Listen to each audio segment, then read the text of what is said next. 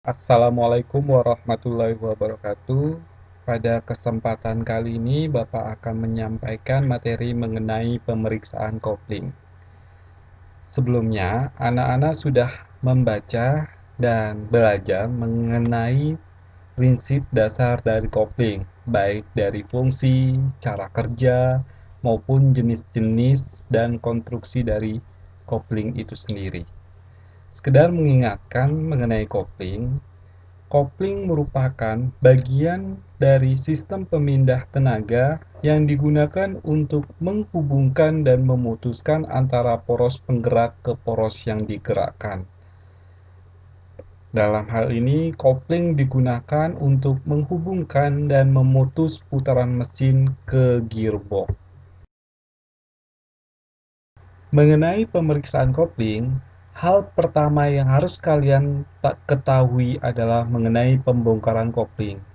Bagaimana sih cara melakukan pembongkaran kopling?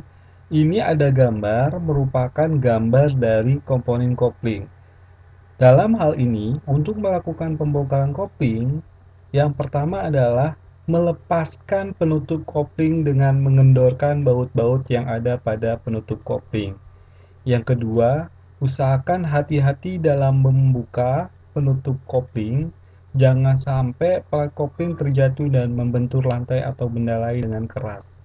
Setelah terlepas, tempatkan unit kopling di tempat yang aman.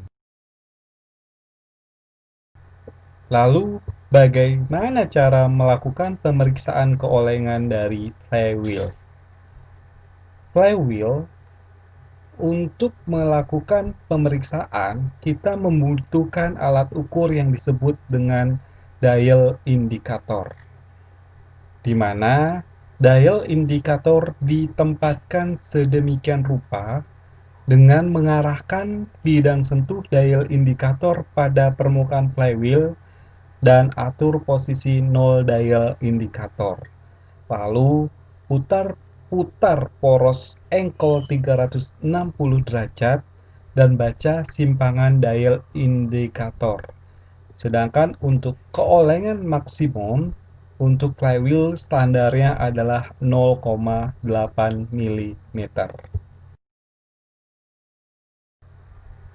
Dan selanjutnya yang harus kalian ketahui bagaimana melakukan pemeriksaan bantalan pilot.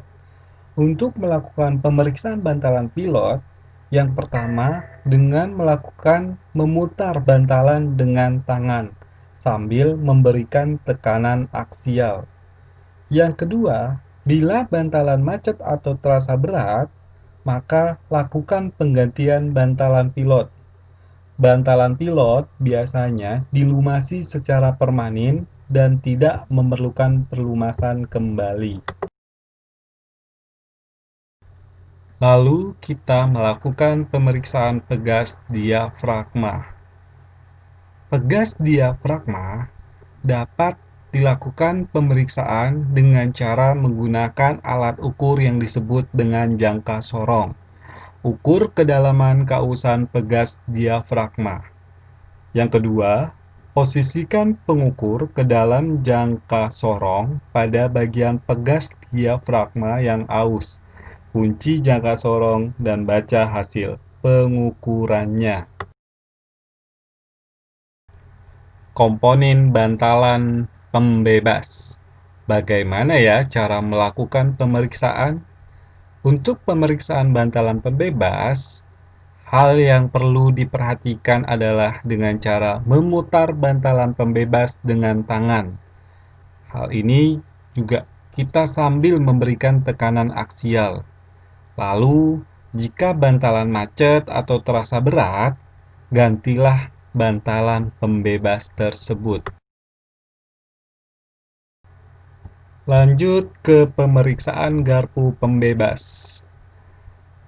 Garpu pembebas, pada saat pemeriksaan, kita harus melakukan penglihatan secara visual atau melihat langsung untuk komponen tersebut. Cek garpu pembebas tersebut dari kemungkinan retak dan aus. Dan jika terjadi keretakan atau keausan terhadap garpu pembebas tersebut, maka sebaiknya melakukan penggantian garpu pembebas. Dan bagaimana cara melakukan pemeriksaan kerataan plat penekan? Untuk melakukan pemeriksaan kerataan plat menekan, kita membutuhkan mistar baja dan feeler gauge. Caranya bagaimana? Yang pertama, periksa kerataan plat penekan kopling dengan menggunakan mistar baja dan feeler gauge. Tempatkan sisi mistar baja pada permukaan plat penekan dan sisipkan bilah feeler gauge pada celah yang ada. Lakukan pemeriksaan dengan berbagai posisi. Standar ketidakrataan plat penekan yaitu 0,5 cm. Dan untuk slide terakhir, bagaimana cara melakukan pemeriksaan plat kopling? Untuk melakukan pemeriksaan plat kopling dari keausan dan kerusakan, kalian harus periksa keausan plat kopling dengan menggunakan jangka sorong. Tempatkan pengukur kedalaman jangka sorong pada kepala paku keling, kunci jangka sorong, dan baca hasil pengukurannya. Dalam hal ini, kedalaman minimum paku keling adalah 0,3 mm. Jika kurang dari itu, lakukan penggantian plat kopling. Periksa juga plat kopling dari kemungkinan kerusakan lainnya. Jika ada kelainan, lakukan penggantian. Demikian presentasi singkat yang Bapak sampaikan pada video kali ini, dan harapannya kalian dapat melakukan pemeriksaan terhadap komponen kopling, dan tujuannya adalah untuk pemeliharaan dan melakukan perawatan pada komponen tersebut. Sekian materi hari ini, dan terima kasih. Sampai jumpa pada materi selanjutnya. Untuk tugas kali ini, Bapak akan menyampaikan melalui Google Form dengan link yang terlampir.